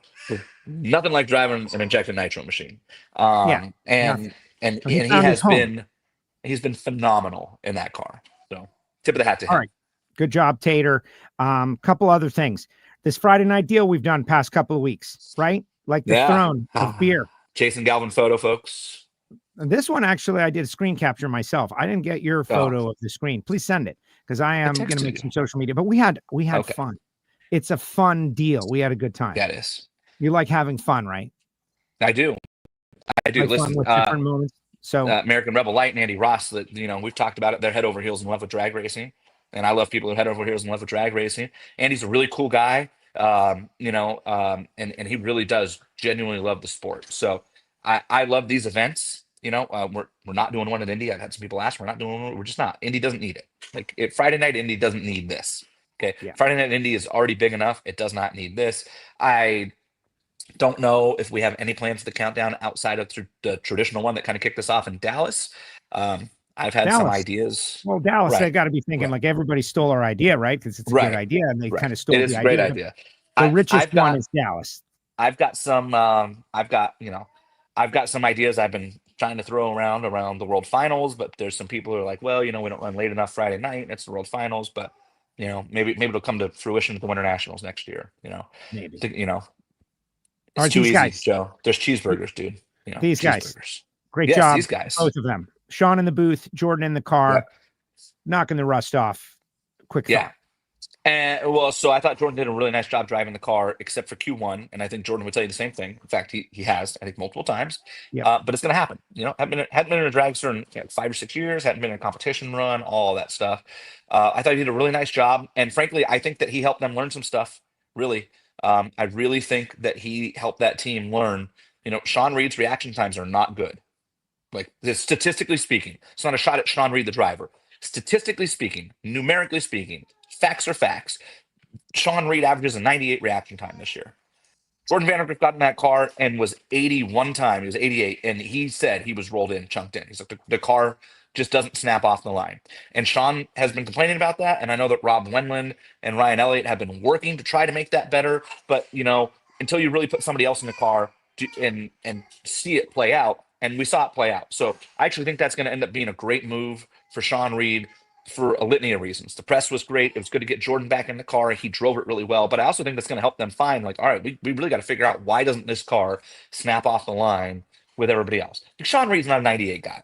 Like, come on, you and I have been around Sean Reed for too long. I'm not saying he's Justin Ashley. He's not a 98 guy. Guy went to the final round when he had good stuff. He's perplexed. Like, this whole time he's been like, man, I don't know what my problem is. I don't know why he's beating himself up. And it's like, okay, we put Jordan in the car and he's 105, not chunked in. So him and Sean are basically the same driver, which tells you like they just got to work on it. No problem. That's good news, I think, for them. Maybe bad news for the rest of Top Fuel, because that's a really good car that has lost arm pull shots a couple times. And if they get that figured out, all of a sudden that car becomes a player every week, right? So I got no insight on Indy. Everybody keeps asking me. I'm sure you're hearing it too. Yeah, no, I don't. Jordan driving to the Indy. I have no insight. I can tell you, I think Jordan at this point, maybe today he does, but as of Sunday night, Jordan legitimately was unsure of whether it would be him or somebody else. I know a lot of people are trying to options. pay Sean for the ride. Like, let's be honest. Like, a lot of people, you don't have to be a genius to think of which licensed Top Fuel racers are out there without a ride, but maybe have enough money to give it to Sean to be in a top tier car and go out and showcase their name at Indy. Number 3 qualifier last week. Great race car. It's a great race car. Number 3 qualifier. Can't blame people for wanting to try to jump into that. Right. And Jordan doesn't have that. And so what does Sean do? Because he's going to be locked into the countdown. And so what do? Do you let this other person? Do you take their money? Do you put Jordan back in there because he's your buddy? Like, it's a legit deal. We'll track that story. One final thing happened this past weekend, and I want your take as we get ready for the bowl. Look at this. Man. That's a great ChatGPT little creation you had there. Attempt. I'm really impressed. To text. I wish I could show you all the prompts because I've been talking with the Ignition audience about the power of AI and how much fun it is. And so this was a one attempt. Bowling poster, Jason Galvin from NHRA, Courtney Enders, and it puked out this on the first attempt. And to me, it's gold. It's phenomenal. I love everything about it. What I really love here is that There's you somehow one managed... mistake on it. Can you figure out the mistake? You made me left-handed? Well, yeah, you're left-handed and you've already completed your bowl, except you've still got the ball. ChatGPT doesn't understand the mechanics of bowling, but beyond also Courtney's ball only has two holes instead of 3. And she should have let go of it by now. But these are small things. Right. Is there a big thing I don't know about, or was that the thing? No, that's it. Oh, so here's what I'm going to point out. What I love about this actually is are. I mean, they could have put a couple extra pounds on you. You said so. What I was going to say, what I think is phenomenal here, Joe, is that you've taken an absolutely beautiful woman and made her very mediocre, while at the same time making an absolutely not beautiful fat dude look pretty solid. Like, that was nice. It was good. What you did was you had ChatGPT. What it did was it took Courtney and Galvin. I got to go this way, right? It took Courtney and Galvin, and it just, it kind of did this a little bit. Like, that's fair. It was very sweet. I very, acknowledge that very too. Sweet. How do you say make the girl prettier, ChatGPT? It just I don't know. Ask it and see what happens. I've asked ChatGPT to do some really crazy stuff, and it works sometimes. Nobody cares about ChatGPT. They want to know. You said that Courtney bowls with the bumpers, and that's what started it. Ignited the spark that ignited the flame. It did. I was with her. Listen, we were face to face when this happened. She was like, what did I do? All of a sudden. And now people are asking me, is this bowl down really going to happen? You know me. I am down for it. Courtney says she's down for it. I love creating very minor things into very big things. It's kind of a hobby of mine. We've got 7 races to go. What is your take on this? I mean, my take is I am always down to get embarrassed. So you're lowering expectations right out of the box. You're already lowering expectations. No, can you win this thing or not? I'm gonna win, yeah. But like, if I get embarrassed, I get embarrassed. Oh well, I'll eat it. Have you bowled ever? Come on. Yeah, I have. Absolutely. I have a ball in my closet. Absolutely. You said that. You own the equipment. You have a ball. Yes. Yeah. Will you be bowling at the bowl down with your own ball? And not unless we're going to do it in Bakersfield or the World Finals. See, we've got to come up with a rules package here. House balls and house balls, house shoes, house shoes, house lanes. Yeah, house balls, house shoes, house lanes. Like, well, we got to get Courtney to agree to this. We'll bring the camps together and discuss. I'm sure. I don't know if Shake and Bake is going to address this kind of silliness. Listen, Vegas was what you threw out there, but I'm going to throw out Dallas. Where's there a bowling alley? In Dallas, Texas, the 5th largest city in the country. We're not going 40 minutes away from the track. There's got to be a bowling alley somewhere in Waxahachie or one of those cities over there. Come on. Perhaps. I'm just saying. And Courtney lives in the area. We could do it Tuesday night before the champions dinner. It could be great. That's a little too early in the week, I think. I think we need fans to be there. Yes. So Racers for Christ. Racers for Christ has a bowling event in Vegas on Thursday night, but it ends at 9:00. Well, it's from 7 to 9. We've got our summit thing. I'm thinking maybe after it's over. Yeah, we've already got a built-in people there at 9:00. You guys come in, you do your one game, 10 frames for dominance, the bowl down. I'm down. We got to run this by Camp Courtney. We don't know what she's going to say about all this. Yeah, all of that. Yeah. Right. Nikki Sheely, NHRA social media. Like, we got to check with everybody. But yes. I'm thinking there could be a charitable component, although there doesn't have to be. It could just be for blood. But anyway, the bowl down. It's now public. We talked about it on 2 consecutive days on the NHRA live stream. It's made WFO. Maybe it'll make Shake and Bake. Who knows? The bowl down. Courtney versus Jason Galvin. And here's the thing. If anyone falls 50 pins behind, the bumpers have to come up in their lane. As a humiliation. That's actually funny. As a humiliation. As a humiliation. There has to be funny. Humiliation. I like it. All right. I like it. Like it. I'm down to get humiliated. I knew you would. I knew you would. As when was I. When are we going to do the Joe Castello bocce tournament we've been talking about for years in St. Louis? Not this year in St. Louis, unfortunately. I wanted to do the bocce tournament, but it's not working out this year. I would stomp in that tournament. But you've actually played bocce with me, so you know I can play bocce. You're good. You're good. Yeah. You were definitely good at bocce. I was pretty good at bocce. That was when we first hung out with Kurt Spittler and had ourselves a good time. Always love a bocce tournament, but St. All right, Louis let's go is back to shaping you up. holding sharp objects. How about this? Yeah. I took part in the NHRA Safety Safari SFI course. These are a So what couple of happens when you let photos. Joe drive a rental car? It ends up like that. Yes. I fought a fire. It's all on my Instagram. Yeah. But You it was a use great course. the Amicus Cutter and spreader. cutter. Yeah. Spreader. Yeah. It's not the other one. The other one is a name brand. Correct. The Amicus Cutter. The Amicus It one's was way better wild. right here. It was 80 pounds, man. You turn that thing and it just cuts it like butter. It was amazing. Great experience. You did I a great recommend job. everybody do it. You Yeah, did a well, great job. anything I apply myself to and actually care about, I tend to be, above average. So maybe, I'll join the safety safari. I'll run off like the circus. Join the safety safari one of these days. Great job, Jason Galvin. Appreciate Thanks, you. Joe. Big week in Indy. Looking forward to it. Tuesday night for the racers who are coming, sportsman dinner. I think the prizes we have for the sportsman dinner Tuesday night, which is free for all competitors and their family and crew. I think the prizes we have to raffle off are the best that we've ever had. Bags of there's a ice. story. Say it again. Bags of ice. Yeah, right. Bags of ice. We have. It took a there's second to sink in. It took a second to get in there. It did. That was good. Race Tech donated a seat, and there's multiple Carlisle tool carts. Multiple big time performance companies have donated not just gift certificates, but certificates for full setups, like a full MSD ignition grid. Simpsons donated a bunch of stuff from a safety standpoint. It's very cool. And there'll be a story on NHRA.com tomorrow morning that kind of lays all this stuff out. But we're also going to announce, but I'll give you guys all a little teaser here. Our friends at Cornwell have given us a $17,000 84-inch toolbox to give away. And we are going to announce at the dinner how one lucky competitor at the U.S. Nationals can win the toolbox. And you have to earn the toolbox on the racetrack. You don't have to be at the dinner to find out how. We're going to tell everybody, obviously, but I'd want to be there for it. It's pretty cool. It's like the nicest toolbox I've ever seen in my life. And somebody's going to get to take it home with them from the U.S. Nationals if they earn it. So, Wild. Well, pretty cool. that's just part of Indy, the It experience. is. It's Look, a marathon. Class at Indy. Can't wait for class on Thursday.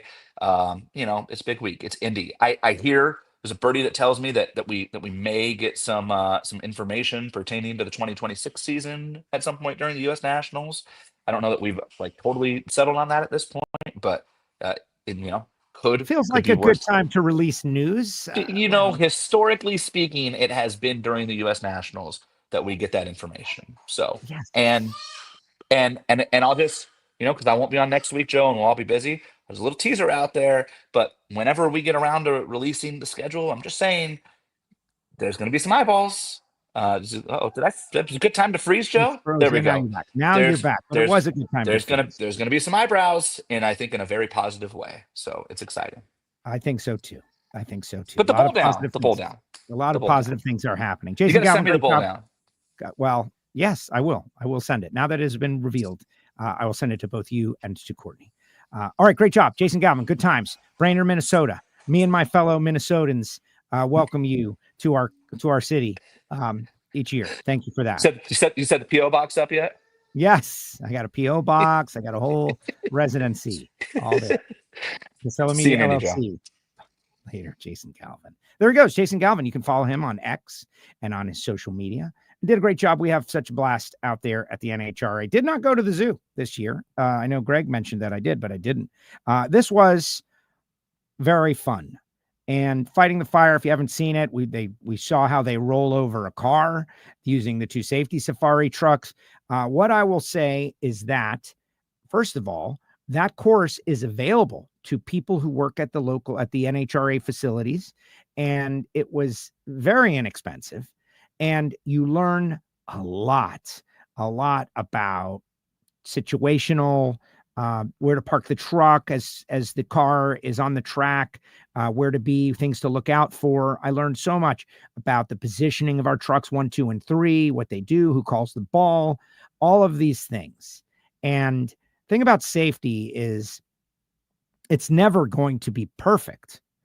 The expectations that it will be perfect, I don't know if that's a realistic thing. That's probably some social media warrior out there setting up a false expectation. But the expectation that whatever happens, you learn from it and try to make it better every single time, I think is right.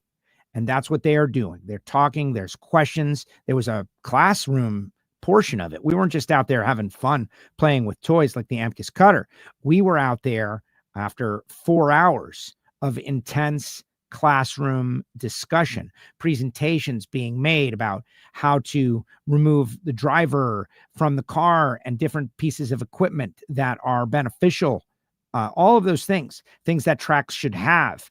I highly recommend it. So if you have a track, if you work at a track, you could be an NHRA track or not an NHRA track, I would reach out to the National Hot Rod Association Safety Safari and see if you can get your people in on this class, because it was amazing. And then, yes, they lit a car on fire and I got to fight the fire down to nothing myself. And, back of the car, that's where the tank is. And I'm in there and I'm trying to do my best. And next thing you know, I'll be in a firefighter calendar. Maybe not, because I look like this. Yeah, this is an eye opener. As much as it's fun and funny, I try to make fun and some comedy with every situation that I go into. Can't be overly serious. That's not my deal. You put me down here on the top end, I'm going to try to have a little bit of fun. And I think it turned out great. I know I'm never going to entertain every single person. There are people that they puke in their mouth at the sight of my face and the sound of my voice. There's a couple of them in every 100 people. You too. You can't control it. For every 100 people, a few of them hate you like vile poison. But most of the feedback I got was positive. Before we go, let's get your comments in the comment section, guys. Final thoughts on Brainerd, Minnesota. Final thoughts on Brainerd, Minnesota. And while you're putting those into the chat section, I want to remind you that Patreons get the Hear It From Heiner show. If you're not a Patreon, if you sign up for a year, we'll send you a t-shirt. Patreon.com/WFO radio. And you get the Monday motivation and you get to watch the ignition video and you get to, whatever bonus stuff we send your way. Plus some swag. You get WFO stickers. We send you some swag when you join up, although I've got to do that. I've got to send them out. Some people have been on for like 2 weeks and they haven't gotten anything. That's right. They haven't gotten anything. But check it out. Patreon.com/WFO radio. Shout out to our friends at Right Trailers. I'm making some updates to my trailer organization wise, but I wouldn't even have a trailer if it wasn't for the folks at Right Trailers nationwide, 83331-RIGHT, who took my trailer that had good bones and updated it in a way that I now feel confident towing over the road whenever we bring out Project Pontiac. Very excited to try to make the race in Rockingham at the end of this year. It's going to be close. It's going to be tight. WFO swag is on sale.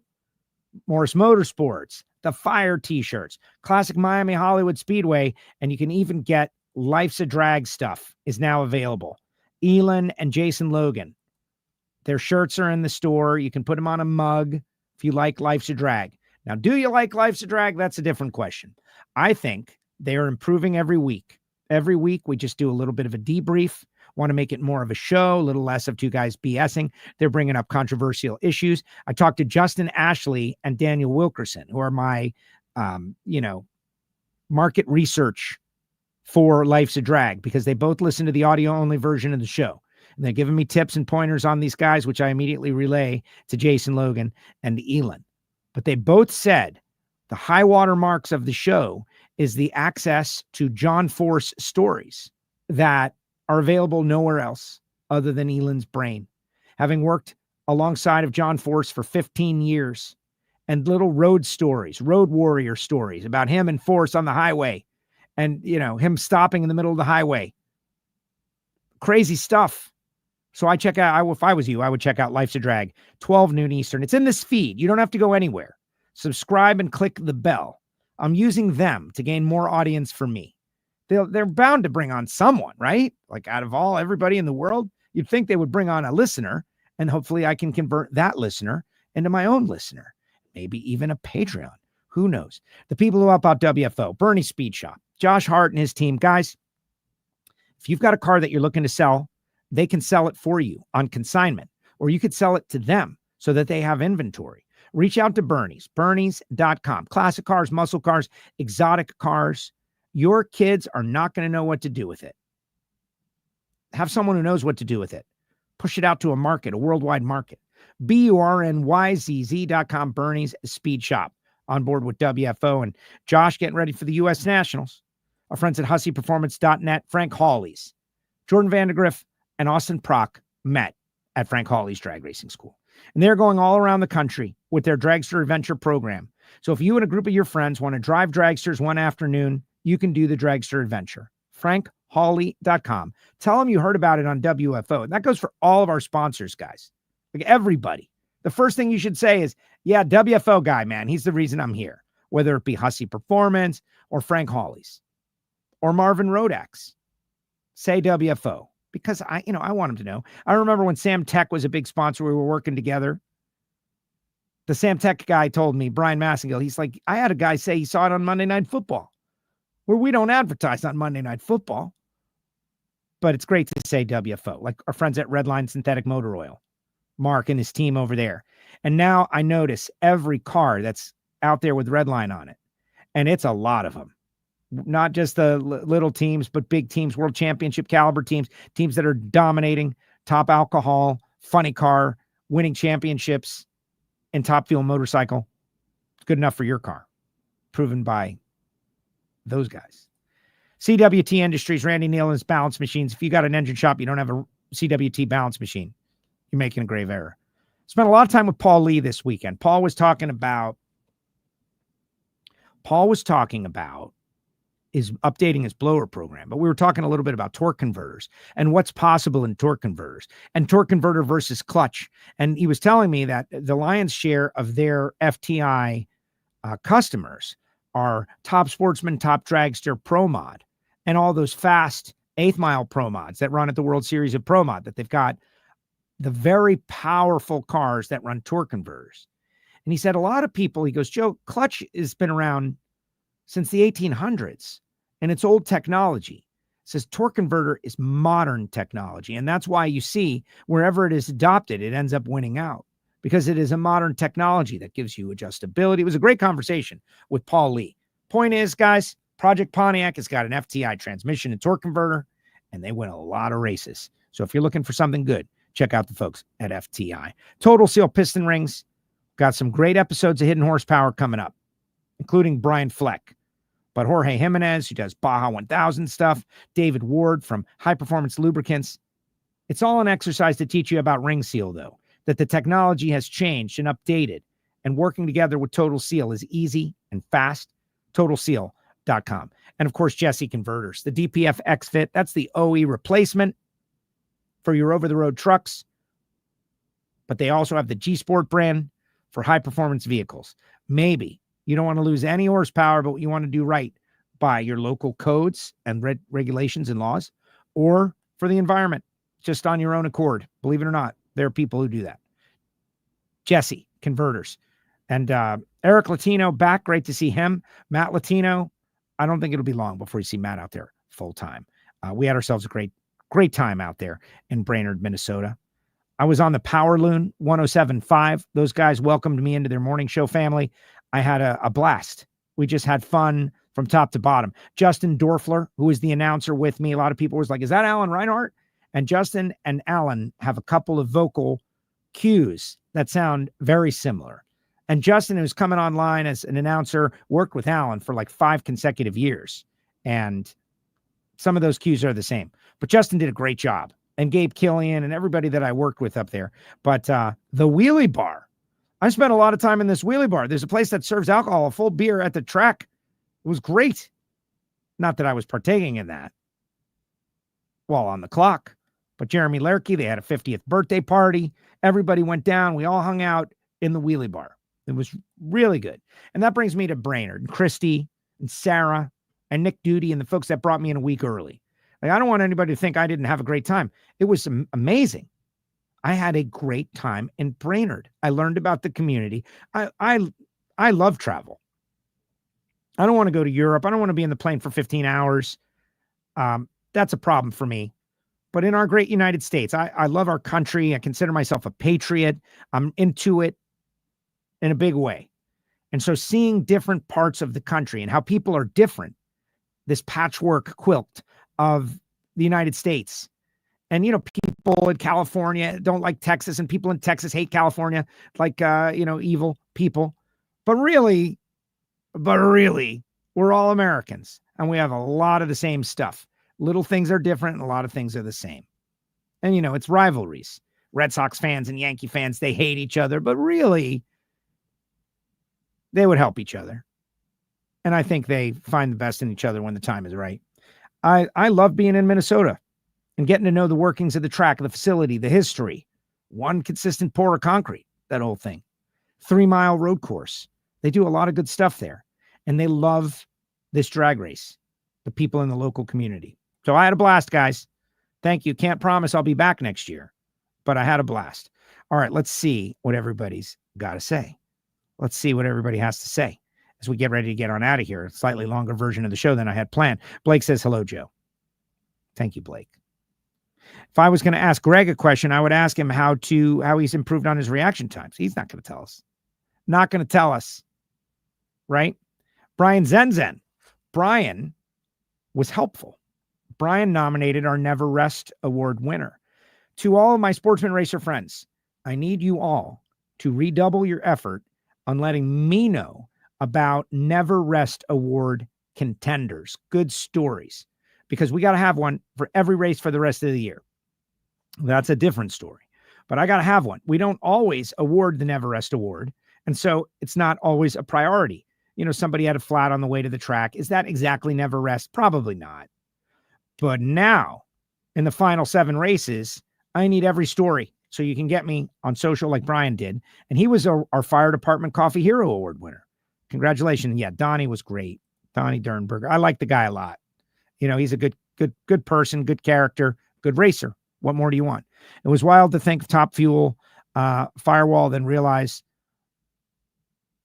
McBride wears his Firewall in his leathers. Yeah, it's crazy. Well, Spider-Man McBride is he's a legend. Like Paul Bunyan. He's a legend. We always appreciate you talking about the motorcycle. Thank you, BHS Performance. It's a miracle. Everybody should come by and just study the car. Jordan did a great job. Happened with no test runs. Wendland tuned good for him. Yes, he did. Loans has an idea to let spectators pick the call-out pairings. I'm open to all ideas. That's kind of interesting. I don't know how we would do that, though. Like, how do you do it?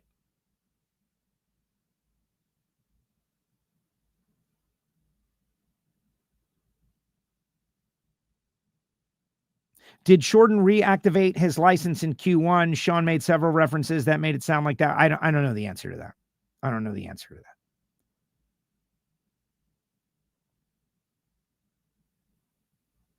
Nice to grab Famoso in the Western Swing. Can they handle it? Track's got to handle it. I don't know anything about that track other than Mike English announces there. What's up, Mike? And I don't know.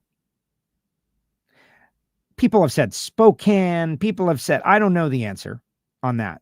And that's why I'm just curious to hear what's possible when the schedule comes out. Craig Altier, let's talk about Tater. My old buddy Tater is making waves in top alcohol dragster. Could we ever see Tater in a top field dragster? Thank you, Craig. I don't want to put that pressure on him any more than I already have. So thank you for picking up the ball and running with it. Yeah, maybe there should be a Fendt top fuel dragster with Anthony Troyer, Fendt customer with 20 of them on the Troyer family farms running in it. Now, the McPhillips family supplying the car right now, I'm sure they don't want to lose their driver. They would love for it to stay in their this partnership forever. But I don't know, man. I think Anthony Troyer would be interesting to see in a top fuel dragster. The kid has shown this is where he needs to be. So I agree, Craig. And beautiful job with Code Blue. When's that car coming out to the track? Craig Altier has got Code Blue ready to go out. Beautiful paint job. That could win maybe a best appearing. The new pinheads in Brownsburg is awesome. You should do this. I don't know, Indy. We can't do the bowl down in Indy. It's too much in Indy. Indy is a very difficult race. It's very difficult. Awesome bowling poster. Yeah.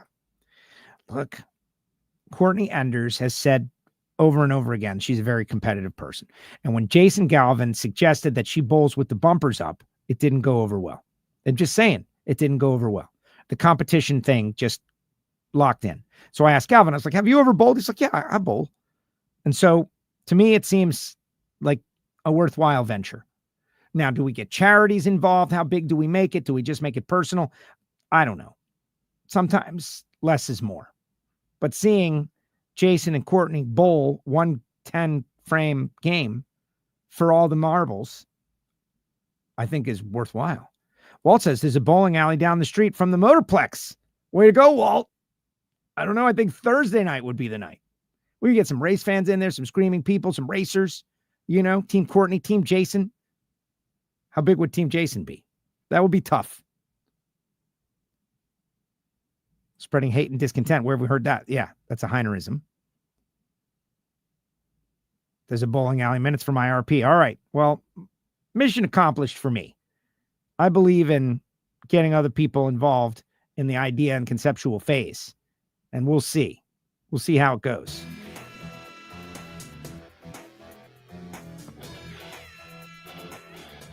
Will you be doing anything to the Pontiac this week? Absolutely. I got highly motivated on the Pontiac watching Super Street run 3 races. They were the double divisional and they got to be in the national, and that would be amazing. Is there such a thing for Super Street in the South? But Project Pontiac is on the verge of being like ready. As in, I could go racing whenever I want. Thanks to the folks at Summit Racing Equipment. Oh my goodness. We could sell tickets. We would never sell tickets. We just want a mob of screaming people. Mocking people when they throw a gutter ball. Seen golf cart bowling in the pits. Great show today. Lions Lanes, Ennis, Texas, says C5 Pete. I will be investigating. Hearst invented the jaws of life. Yeah, but Amcus is the one providing us the safety equipment. So we don't want to give Hearst any love for their innovation. We want to talk about the people I use their stuff, which I'm sure is a great improvement of the original stuff. I was fighting fire. Yes, I was. Every situation is a learning experience. Yes. Randy Johnson enjoyed In the Lanes. We did In the Lanes this week, brought to you by K&N Air Filters. Thank you, K&N, for supporting In the Lanes. You even get a mention on WFO radio. How about that? Any news on Palm Beach? Yeah, I'm digging. I do not want to reveal what I've got just yet. Just as of now, it's not a dead issue. How about that? There is a spark of life. Wouldn't that be amazing? Yeah, by the way, Drag Race Bracket Bonanza. Comp 503, a.k.a. Joe Aerosmith, won the week in the WFO League. Congratulations, Joe. And if I didn't get to your comment, my apologies. It's time to get up on out of here and do what this guy says. Hit the like button. Thanks to everyone who helped make the show what it was. Hit the archive, WFO.